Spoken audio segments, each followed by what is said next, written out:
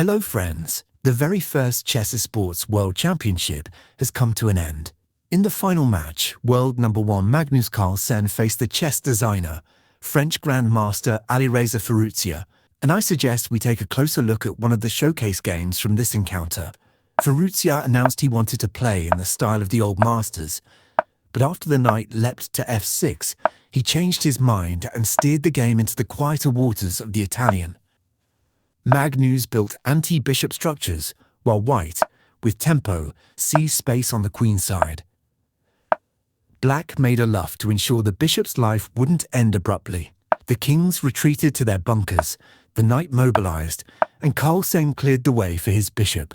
White also fended off raids from enemy pieces on his own soil. Magnus made a semi-waiting move, b7, inviting his opponent to reveal his intentions first.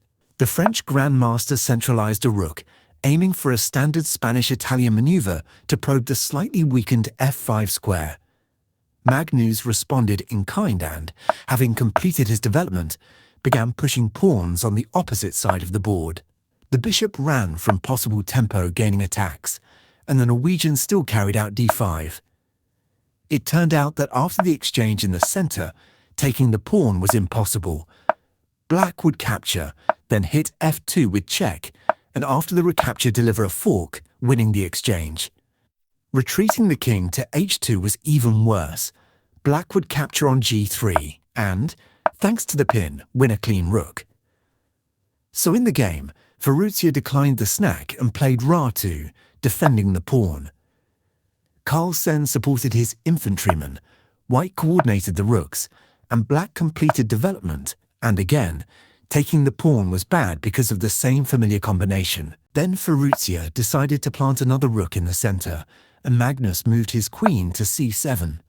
Out of the opening came a typical sticky Italian middle game, with roughly equal chances and unclear outlines of the future. The chess designer, meanwhile, pushed a pawn forward, trying to shut down the opponent's bishop. After it retreated, he stripped a couple of pieces, as if walling the bishop in. Our chess Viking exchanged on b3, shattered the pawns on the queenside, and showed his young opponent that the pawn on c5 was not a strength but a weakness. The computer says white should have redirected the knight to d6 to hold equality. But in the game, Alireza began to falter. Magnus ate a pawn after the exchange on e8. Firouzja restored material balance. But the strongest move here was e6, after which the pawn on c5 would almost certainly have perished.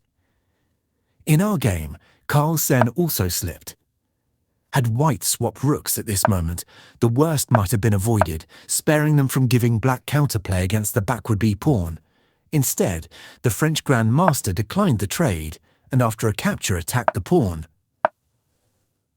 Black defended easily, but it was completely unclear how to keep the pawn on c5.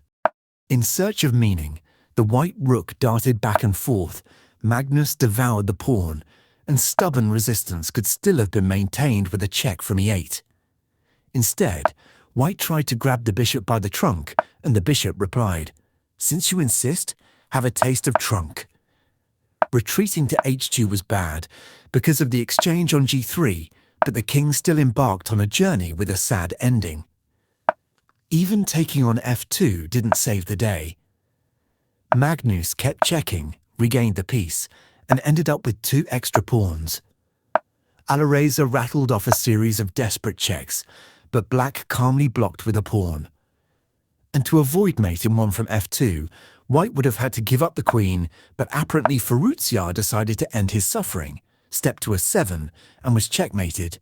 As a result, Magnus Carlsen won not only this game, but also the very first Chess Esports World Championship. So friends, let's congratulate the newly minted cyber athlete on another conquered summit. Mark the occasion with a like, a subscription, and of course, ring that bell, because chess is awesome.